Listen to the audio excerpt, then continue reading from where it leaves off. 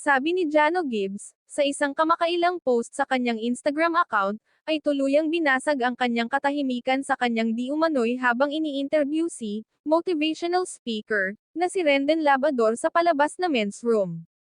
In his statement, Jano apologized saying that he wasn't able to stop himself, adding that most of his followers must have already read about the alleged walkout.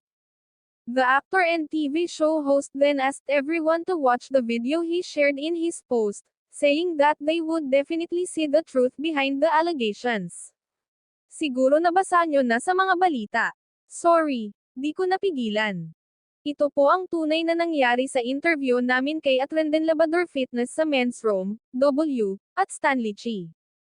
Watch till end. Jano said, ipinakita sa video ang mainit na palitan ni Rendon at Jano kung saan itinuturo ng huli na hindi siya sumang-ayon sa guesting ng motivational speaker sa show nila ni Stanley Chi na Men's Room.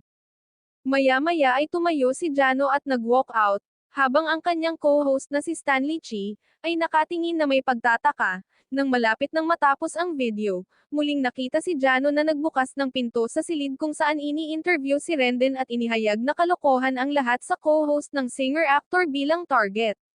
Nag-usap na pala sina Jano at Rendon bago ang show at nagkasundo na ay prank ang unsuspecting Stanley.